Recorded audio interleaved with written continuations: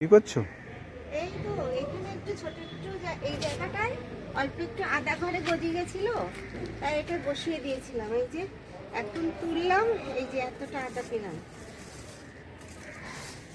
এই যে এই যে এতটা আদা পেলাম। আরে বাস, আদার তো এখন বাজারে হেভি দাম। এই যে এতটা, এবার ধুয়ে দেখবো কেমন হয়েছে।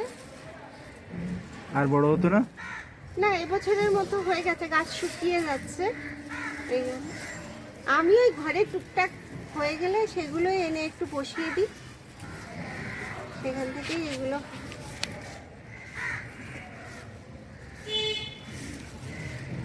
এই ঘরেই আদা, অল্প একটু আদা, এইটুকুর মতো আদা, ওই টুকরো টুকরো ছিল, এরকম এইটুকু মতো টুকরো টুকরো ছিল, গাছ বেরিয়ে যাচ্ছিল। মানে যেটা লাগিয়েছিল সেটা সব মিলে ওইটুকুর মতন ছিল। হ্যাঁ হ্যাঁ আর তার ছিল। থেকে তাই এখানে একটু এই মাটির সঙ্গে একটু ছাই মিশিয়ে, একটু ভার্মি কম্পোস্ট মিশিয়ে এটা বসিয়েছিলাম। পাথুরে মাটিতে নাকি ভার্মিকম্পোস্ট ভালো হয়, পাথুরে মাটি।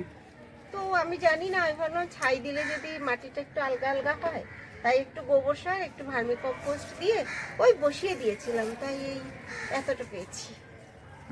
এখন ধুয়ে টুয়ে নিয়ে দেখি কেমন হয়। এরপরে একটু বেশি করে লাগাবে, তাহলে বেশি হবে। আর বেশি শখের লাগানো, দামি ফসল। শখে লাগানো।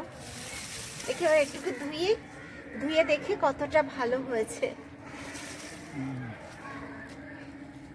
কতটা হয় দেখি। দেখো আমার হাতটা, দেখো।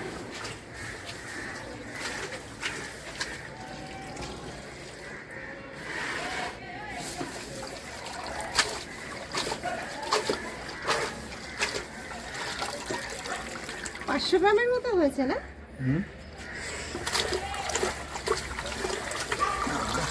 কি হয়েছে? কাছাকাছি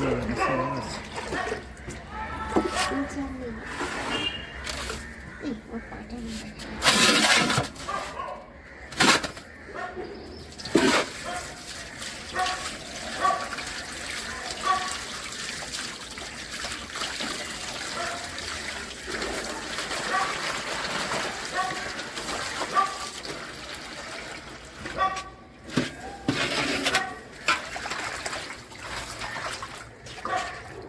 ছাদের ফসল।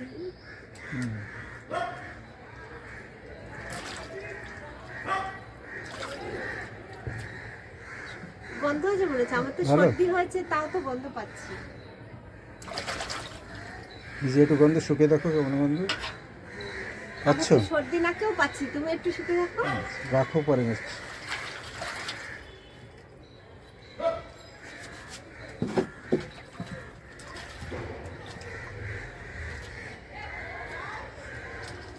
তোমাদের ছাদে যে কটা ফসল হচ্ছে তার ভিতরে সবচেয়ে দামি ফসল হচ্ছে সেইটা। দেখো যেগুলো শিকড়গুলো,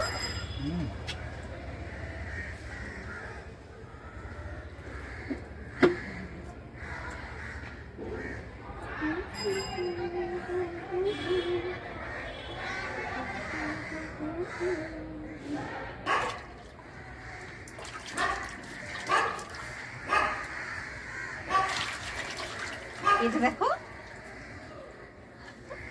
কতটা হয়েছে।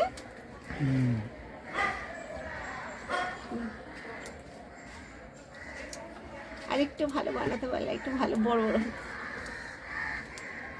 মাটির উপরে উঠে গেছিল তো, ওই জন্য আমি তুললাম, যদি সবুজ হয়ে যায়।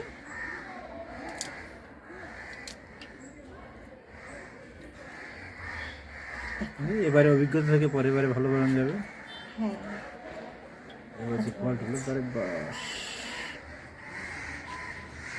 সবজি বাগানের এবারে নতুন ফসল হচ্ছে আদা।